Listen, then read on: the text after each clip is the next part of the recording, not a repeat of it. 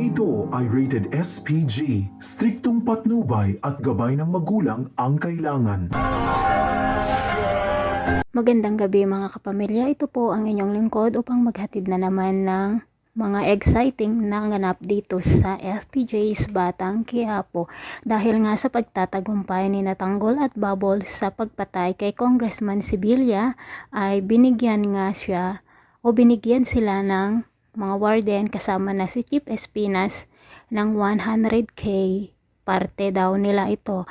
Ayaw sana tanggapin ni Tanggol, ngunit kailangan niyang tanggapin para daw ito ang bayad sa kanilang ginawang pagtatagumpay.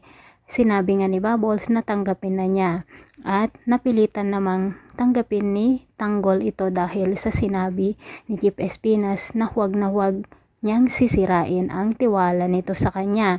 Samantala, doon naman po sa lansangan sa Quiapo, palaboy-laboy na nga po itong si Roda dahil wala na siyang salapi dahil nga sa pagkakasunog sa kanyang bahay kung kaya't nawala na lahat ang kanyang mga kayamanan at nagugutom na nga po siya, ngunit wala ni isang magbigay ng pagkain sa kanya dahil nga noong siya ang may pera ay ang laki ng patong o interes ng kanyang pagpapautang, kung kaya't lahat ng mga tao na nakikita at kilala niya ay talagang galit sa kanya at sinasabi nga nila na karma na sa kanya ang nangyaring iyon. Samantala, doon naman po kay Santino kung saan ay talagang boxing na nga ang kanyang trabaho ngayon at napahanga nga siya dito sa kanyang trainer dahil napakagaling ito sa boxing.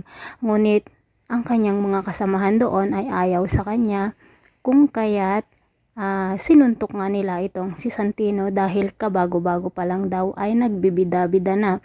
At ngayon nga ang akala nila Tanggol at Bubbles ay yun lang ang misyon na ibibigay ni Chief Espinas sa kanila, ngunit marami pa palang susunod at hawak nga ang lieg ni Chief Espinas si Tanggol, kung kaya't labag man sa kanyang kalooban ngayon ay kailangan sundin niya ang ipag-uutos nito.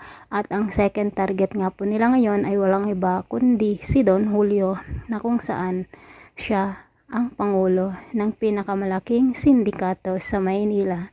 Maraming salamat po sa panonood. Bye-bye!